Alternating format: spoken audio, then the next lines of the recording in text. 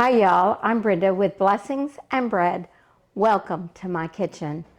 I am so excited because the holiday season has begun, and one of my favorite things to do during the holidays is to make candy. I love to make homemade candy. Tonight I would like to share with you one of my favorite recipes for a simple fudge recipe. This fudge is going to be a dark chocolate fudge, and it has a secret ingredient that I will share with you in just a minute. The first thing that I'm going to use in this recipe is I'm going to use 2 pounds of powdered sugar. And you'll need a really large bowl to mix this. So I'm going to mix this in probably one of my largest bowls. And it's this big bowl here, but you will need a big bowl to mix it in, and this is one of my biggest bowls. To the powdered sugar, I'm going to add 1 cup of cocoa powder, and I'm using Hershey's dark chocolate. If you don't want to make dark chocolate fudge, then just use regular Hershey's cocoa powder or regular cocoa powder. And I'm just going to mix that in and kind of stir that together. And then while I'm stirring that together, I'm going to go ahead and add 1 cup of chopped pecans. You could also substitute walnuts if you prefer walnuts, or you can leave the nuts out. But I prefer nuts in fudge, and I've chopped these kind of in little larger pieces. When I make fudge, I like the nuts to be a little larger, but it's just 1 cup of chopped nuts. And I'm just going to mix all of these dry ingredients together in this bowl. This recipe really just has about 4 steps to it. And this is the first step, mixing the dry ingredients together.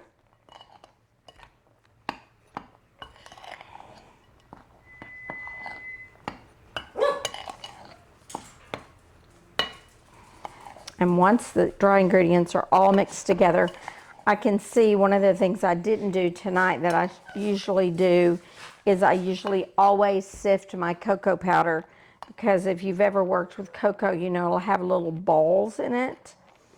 And I forgot to do that tonight, but I think it'll be okay. We'll see how it turns out, because we're going to add liquid to it later, to this bowl. And when we add our liquid ingredients, I think the little balls will go ahead and dissolve into the fudge. But I would recommend that you sift your cocoa powder. I had already pre-sifted my powdered sugar. I also recommend you do your powdered sugar, and I remembered to do the powdered sugar, but not my cocoa.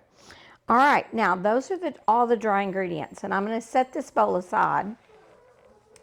And now I'm going to mix together my liquid ingredients.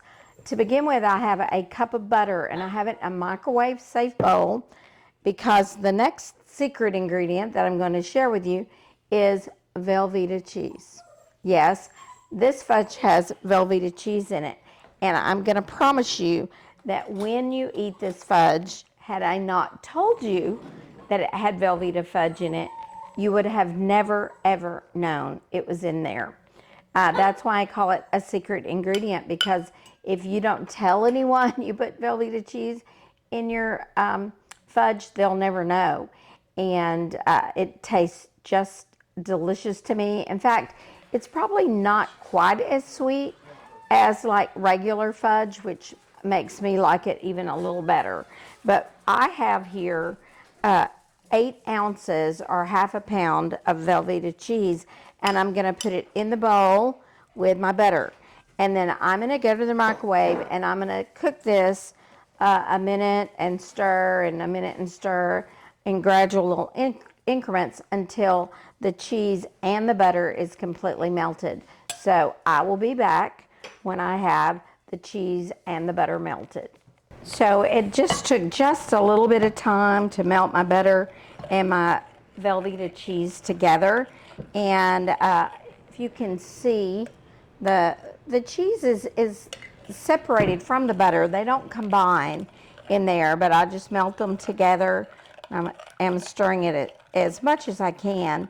But once I get it kind of stirred up, the next thing I do, and really the last step, is to mix the butter and Velveeta cheese with the dry ingredients. So let's pour that in, and then we will stir that together.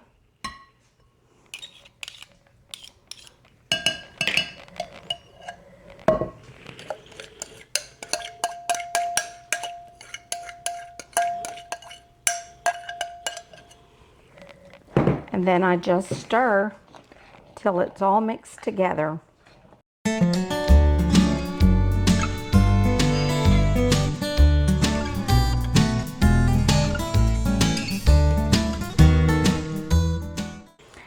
I love making homemade candy.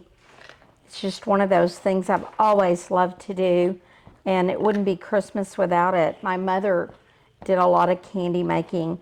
I remember her making Divinity and Martha Washington candy. That was always a treat to us back in the 60s. We didn't get lots of treats a lot of the time, and so to have homemade candy at the holiday time was definitely a special treat, and my mom enjoyed doing that. So I guess I'm carrying on a family tradition here as I continue to make fudge. Tell you what, I think I should have got a bigger spoon, so give me a second. I'm gonna get another spoon to stir with. I should have had this big wooden spoon because it's going to start taking a little muscle now as I work in all of that powdered sugar into the fudge.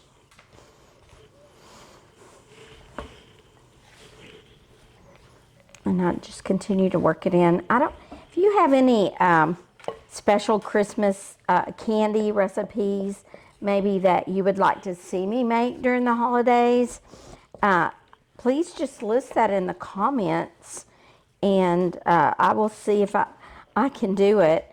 I used to try to make fudge from scratch, the old-fashioned kind where you have to beat it till it gets to just the right texture, but I was never very successful with that. Now, I've made the marshmallow cream recipe that most people know, and I could be successful with that. But I like this one because it makes a lot, and it's basically a no-fail recipe. It's super easy, and that's kind of become my go-to for fudge. It is its own little special recipe. Like I said, most people will never know it has Velveeta cheese in it. If you don't tell them, they won't know.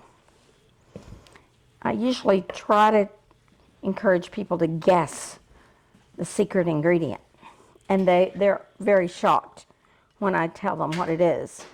I think I got this recipe maybe from Vera Baird, but I'm not 100% sure. I think maybe Vera brought this to school. All right, I think maybe I have it all mixed together.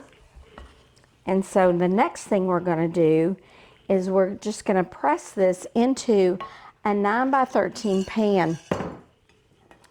And I have already buttered this pan to make sure that it is, to make sure everything will come out in the end. Oh, I forgot.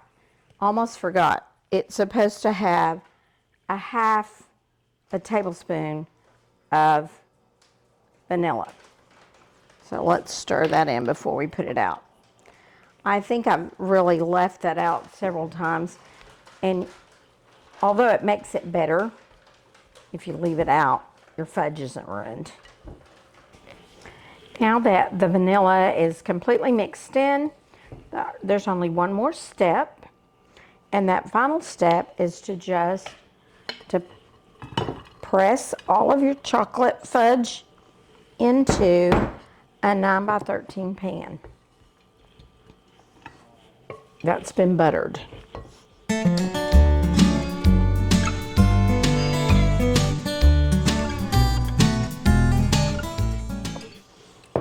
And I'm just going to use my hands to start, kind of get it going. Then I have a little rolling pin that I've used. I think I got this from Pampered Shelf. And I can use that to roll it down. And that's just always what I've ended up using to get it pressed out all the way in and to get it flattened out.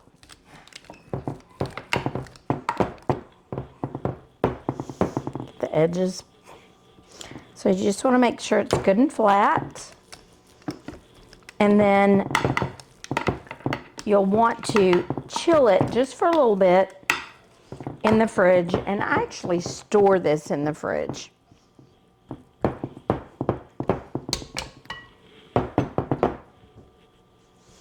So I'm just pressing it down so that it mixes all together and it's not separated. And then, like I said, just keep rolling. I find that sometimes the butter kind of comes to the top a little bit, or it seems a little greasy on the top. But what I like to do, this pan is rattling and making noise. There. But either my cabinet's not level or this bowl isn't level. One of the other. All right, now what I like to do is I like to take a paper towel and just blot it. And that will soak up a little bit of that butter that wants to come out on top.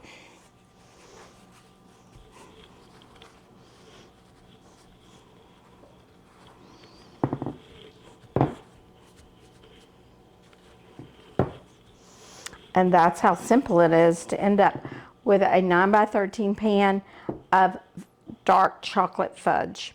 It's a super easy recipe. I encourage you to try it. You will not be able to tell it has Velveeta cheese in it. And it's so quick and easy that I often make this and share this as gifts because it's just a time saver to make it this recipe, and it makes such a large quantity that I've used it a lot over the years, and we still love to eat it. I will put a lid on this and we will just put it in the fridge, and as we want to eat it, we will cut it into squares and lift it out.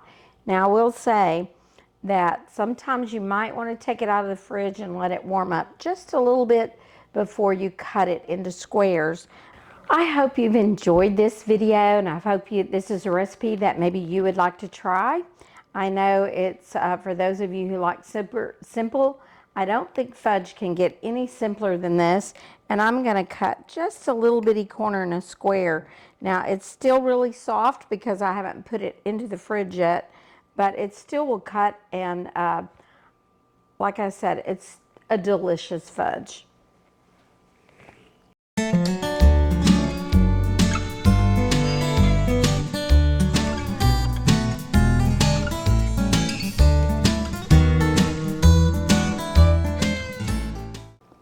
I absolutely love chocolate, and by using the dark chocolate in this recipe, it makes a really rich dark chocolate fudge.